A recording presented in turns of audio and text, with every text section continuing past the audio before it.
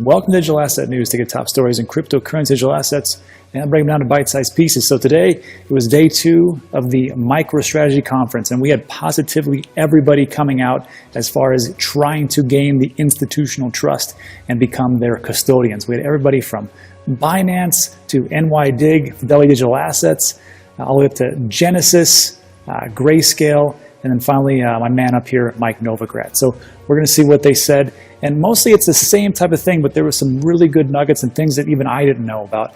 And I can just tell you right now, this will definitely be the year of cryptocurrency and digital assets once you take a listen to what these guys had to say. So we'll take a look at that. Also, U.S. Library of Congress says most countries lack clear tax guidance on crypto staking. Surprise, surprise. U.S. is not even in the running. And finally, we'll take a look at the portfolio review. So we did this last time. It was a pretty big hit. And we're just going to take a look at people's portfolio, or actually subscribers, and my predictions, and just see where they would be and what I would recommend if it was my portfolio. Again, not financial advice. So we'll go over all that. But first, let's take a look at what is going on into the market. So right now it is February 4th. It is 3 p.m. El Paso, Texas time. Beautiful day here, 72 degrees in the end of January. Just love it. And here's what we got. Bitcoin, it's up a percent. So not too bad, not too great, whatever else. But look at XRP, 20%. Good for you guys who are holding XRP. Hope it's not another pump and dump. Hopefully there was some big news that really would cause that. Binance coin is up 10%. Doge up 35%, looking pretty good. What else we got? 42% for Aave. Pretty much the same things that we saw in the morning. I don't think there's anything really big. Synthetics, I have to tell you, it has been on my radar now for quite some time. And the founder, the one who actually created it, I've got a lot of good input from Weston Nelson. He is the community manager over there at TTC. And he says, don't sleep on this one, Rob. This one can be fantastically huge. So Synthetics and Matic, you can put those over on the Celsius. I think it's like 18% yield right now. So there is something definitely going on and something to look at. So that's what's going on in the market. Just real quick, one of the things that I like about Trade the Chain, let's take a look at this projected range here. Let's see. Let me move this over.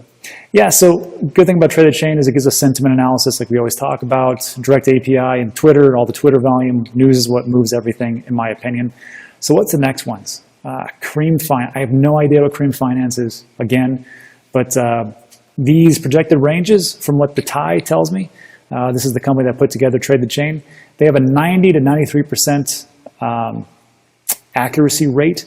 And right now, you're looking at Cream Finance, sure, it's going, for the next hour, it's going to be between negative 1.8 to 14%. Man, I would definitely get in that one. I'm not a big trader, but I'm learning to do so with the help of Market Rebellion and TTC, but looking pretty good. Sia Coin, zero. This one looks pretty good. It's 8%, even though it's bearish. Maybe not. Swissborg. Swissborg was another one that was just coming up. I think it's either going to be Synthetics or it is going to be Swissborg for the next one I'm going to invest in. And the reason is because they have a real token utility. I believe they are the next Voyager. Anyhow, this is what's going on. If you want to take a look at that, there's a link in the description. Let's just jump into today's the top stories today. Huh? So I know you don't have a lot of time, and that's why you got me. And what I did today was just take a look at what was going on with Michael Saylor and MicroStrategy. And they had a pretty big conference over the last 2 days. I've been talking about this last 2 days on the channel. And this morning, we just went over some things about yesterday. And yesterday, it was mostly Michael Saylor pretty much just talking about what's going on and how they did things. They essentially gave the playbook to these corporations and big entities and said, hey, this is how we did it, and this is exactly how things are ran over here at MicroStrategy to get us into Bitcoin. And here's the books. Just do whatever you want to do. And they just pretty much gave it to them for free.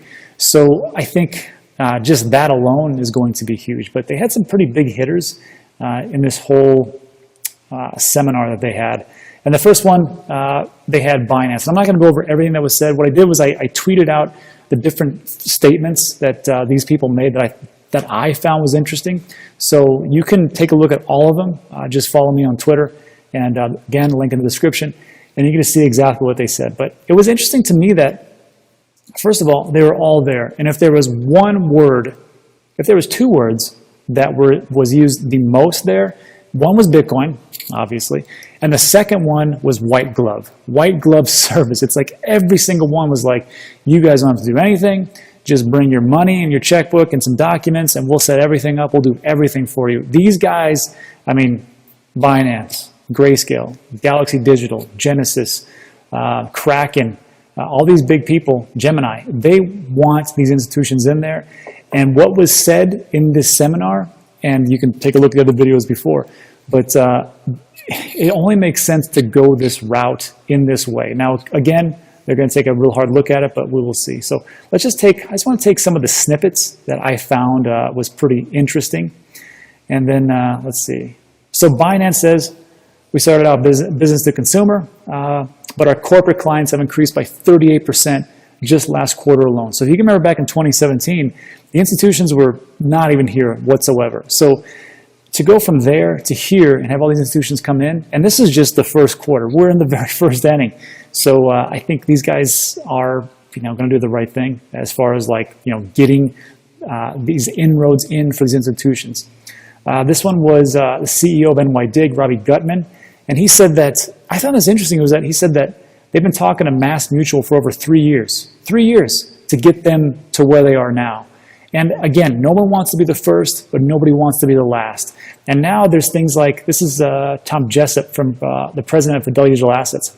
And he said that they sent out a survey to all their corporate clients, and 95% of them respondents are going to allocate to digital assets this year. Now, I'm not for sure if that's Fidelity Digital Assets or if that is just Fidelity as a whole. If it was Fidelity as a whole, you have to remember that Fidelity has like 7 or 8 trillion assets under management. So if that's the case, geez, watch out.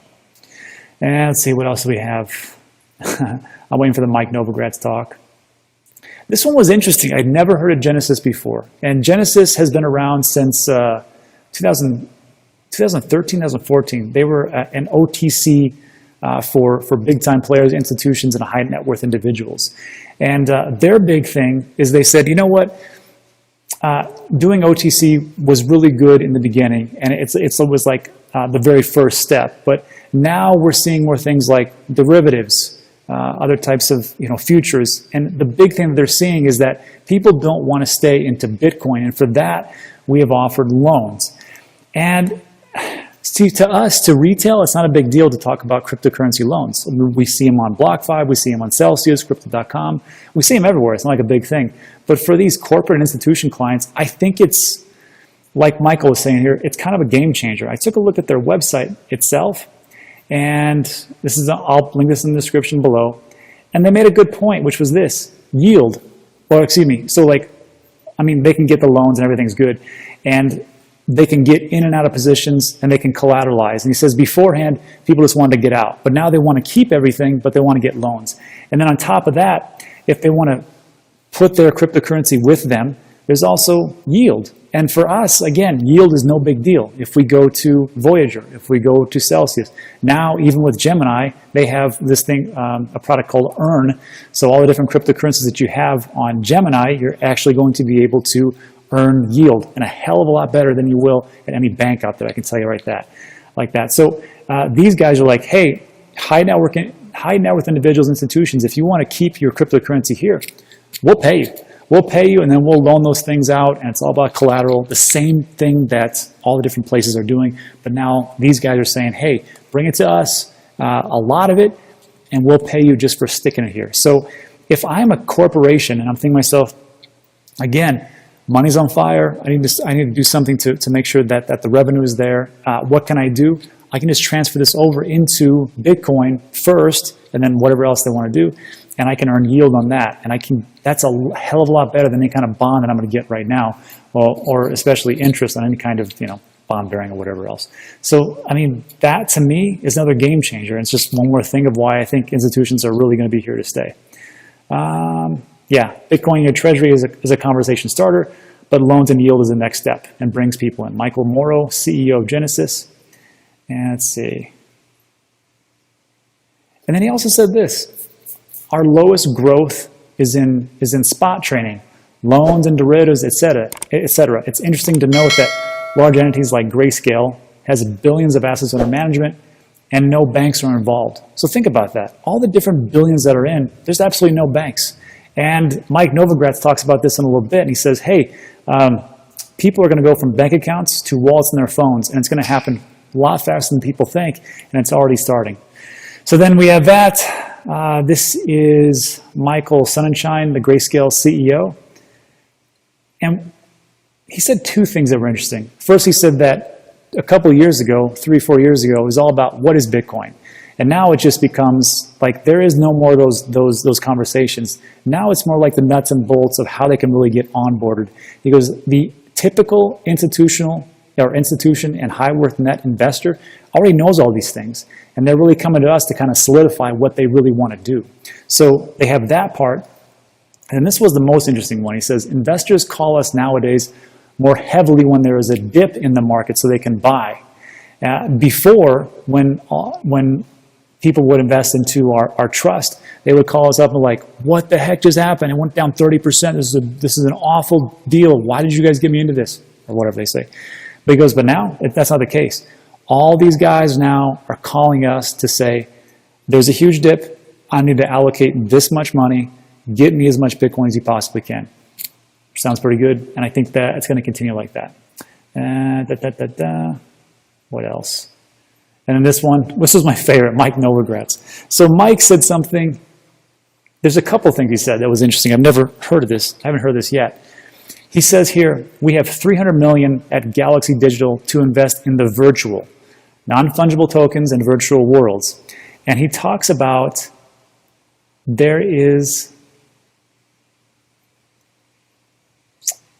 He said there is something that is going on right now that 3 weeks ago, or maybe he said 2 months ago, people haven't even heard.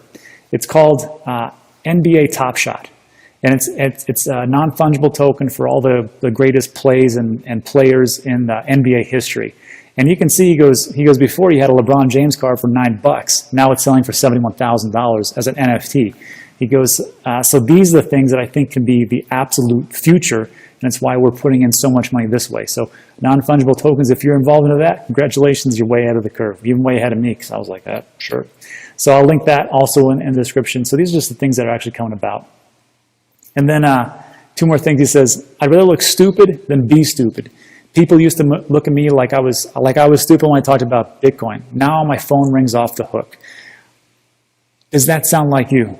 Does that sound like you when you talk to your friends and family and loved ones and you're like, hey, you really got to get into this coin. You really got to do this thing. It's going to be big. And then, of course, there's a huge dip and they're all laughing at you like, you're a moron. You don't know what you're talking about. And you're like, just wait. Just wait. Mike Novogratz was in your exact same position. And then he says, this wasn't it. He said, yes, this one. He said it was tough. And I'm like, well, how tough can it be for a billionaire? But he said, you know what? We were the bridge for a long time between institutions and Bitcoin, but the institutions never came. We had meeting after meeting after meeting, and absolutely nothing happened. And thankfully, COVID came around, and we were able to talk about the macro. And he didn't really get into it, but I know what he's talking about. He says, it's not just about COVID and people going inside and really can't get around, but it's also about the quantitative easing and the economic hardship. And all those things really played into effect. And before you know it, now they're like, hey, Mike, that thing that you were talking about, we really want to get into it. I really think now that COVID had it was a pretty big accelerant to what is happening in our space just for what happened. And it was just interesting to note that, Mike here, who has been, pretty bullish on Bitcoin for the longest time, even there are no overnight successes. There are no get-rich-quick schemes. Even in cryptocurrency, things that go up, 50, 200% in a couple hours. You have to put in the work. You have to have the due diligence, and you have to have the patience. So again, all those things I talked about, what I thought was the most important, I put them on my Twitter feed, and you can check it out. I'll link it below. But let me know what you think about what's going to happen.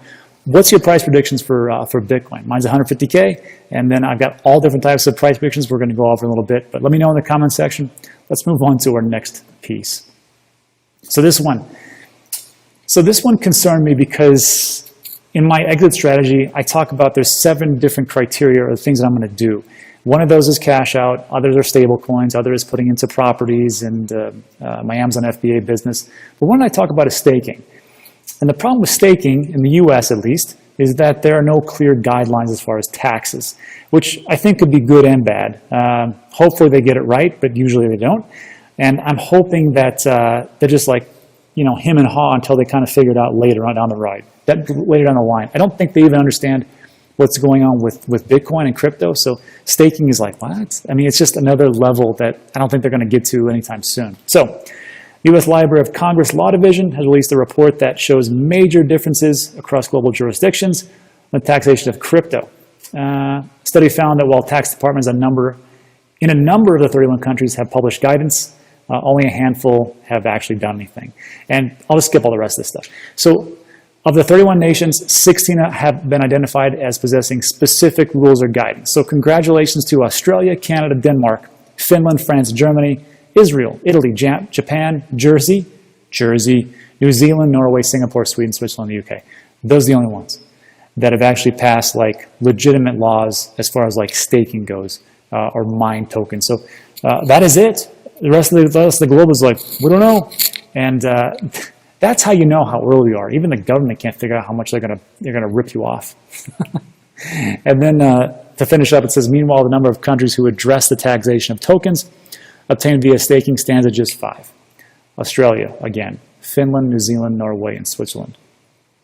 How nations tax the people who maintain cryptocurrency networks will obviously have a big effect on attracting or repelling innovators and investment, said Abraham Sutherland, legal advisor of the Proof of Stake Alliance. The results are all over the board. So really it comes down to this. If you are, this kind of feeds into the no-man capitalist type of mentality. If you are rich in staking, you have a lot of cryptocurrency that you're staking somewhere, and you're thinking to yourself, well, you know, where do I go for this? What do I do with all this crypto that I have? Because I could stay in the country that I live in, or maybe I could go to some other type of country that is a little bit more lax, and instead of paying, you know, 25, 35, 40%, I can go someplace where it's only 5% or 6%. And that really is what it's going to come down to, I think. If countries start to massively tax their citizens, then those citizens are gone. I think a lot of the days of you have to be in a certain state, country, or territory because of your job are slowly slipping away. Now, there are jobs that you've got to be there, but I see a lot of jobs that can be just uprooted, and you can move anywhere. You can do it from anywhere. As far as like remote working, I mean, there is Zoom. A lot of places have the internet. If you don't have internet, you can get Starlink through Elon Musk's type of service. But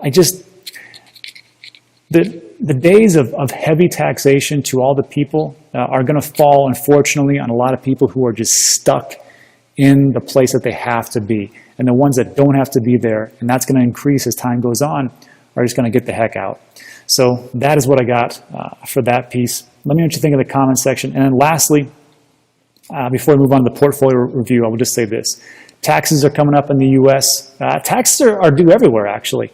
So, you know, friends of the show, CryptoTrader.tax, there's a link in the description. You can get 20% off right now. But also you can enter to win for a free unlimited tax report, $300 value. You just put in your first name and email, and they draw one every week all the way up until April. If you need help right now, then use that link below. And this is for everybody in the entire world. There is a direct API for all the different exchanges, even the crappy ones, and they can pull the data in, and they can show you unrealized gains, tax gains, losses, and everything else. And you can just spit it out to whoever is your tax advisor wherever you live, and it just helps like that. So go ahead and give that a shot, and that is it for that. So let's move on to, I think, one of my newly favorite pieces that we've been doing, which is the portfolio review. I get this a lot. I get this a lot everywhere. Like, hey, I really into this project, and what do you think of this? And I really think about this one's gonna go to the moon. What do you think? So here's what I'm gonna tell you right now. If it is outside of my portfolio, I'm not going to really give you too much of an opinion unless I'm actively researching it.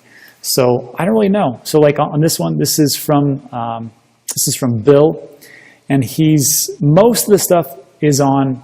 I have in my same portfolio, actually more than half.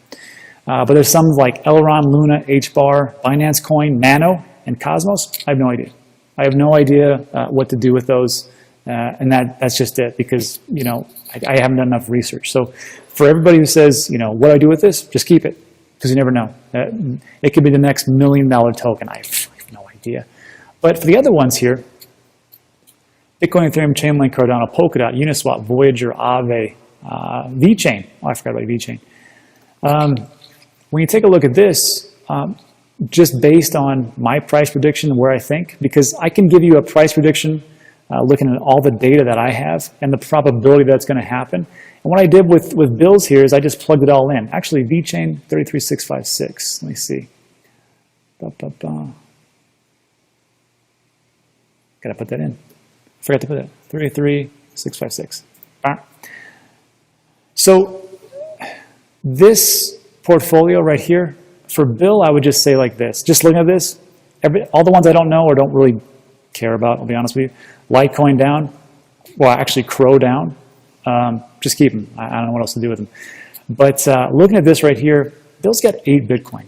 That's pretty good. That's a lot. So for that one, just me personally, I have stopped dollar cost averaging Bitcoin because I think it's going to go to 150,000 and then come back down. So after 30,000, I'm like, I'm good. I'm going to put in other types of crypto I think has a better return. Ethereum, he's got 7. If this was my portfolio, I'd be dumping a lot more into Ethereum because you never know. I'd also be dumping a lot more Ethereum, or a lot into more Ethereum and Cardano. Cardano, he's got 17,000. First of all, first thing I would say, Bill, is definitely take a look at the D-News staking pool, which you can find over at danteachescrypto.com. Just click on ADA staking, and you can earn between 4 and 6% with our staking pool. Just a little selfish plug, excuse me. Chainlink, I would keep that. Polkadot, I think at 234. Me personally, I would keep dollar cost averaging in. Uniswap, I would still keep dollar cost averaging in. Voyager is my big one. I would definitely start to put more in there. I think Voyager is a $30 token. I've talked about that many times. VeChain, I can see going to a quarter, so I would definitely keep dollar cost averaging in there. And then it all depends on what you want to do. Again, this is just what I would do. I can't tell you what to do. I'm not a financial advisor. But just looking at what Bill has right here, and if you run the numbers for my predictions that I have, Bitcoin 150,000, Ethereum at 10,000, Chainlink at 35, if I add all these up from what his current holdings are and just do this, see that in the bottom right-hand corner there, where it's flashing right now? Bill has over $1 million. Whoops, hold on. That's not right. Right here. Let's do that.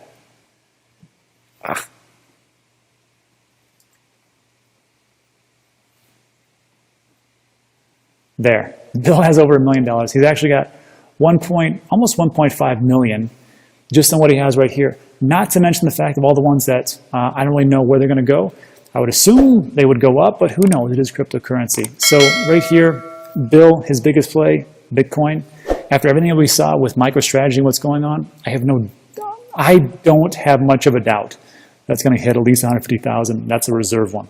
And I would like to note one thing, and that is that for Uniswap, my 2021 price prediction was $20. Right now, I think it's already hit that, matter of fact.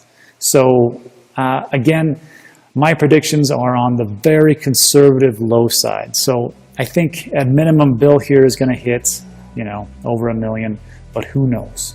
Again, it is cryptocurrency. So I will link this spreadsheet in the link below, and that's all we got for today. So hey, if you made it all the way end, congratulations. If you liked it, why don't you give it a thumbs up? And also consider subscribing, because all the things that we talk about are pretty time sensitive, just like the stories we talked about earlier. Also, if you like these types of videos, there's going to be 2 more that's going to pop up on your left and right. Not sure, let YouTube do its magic. And that is it for today. So thanks for sticking with me. I really appreciate it. I'll see you on the next one.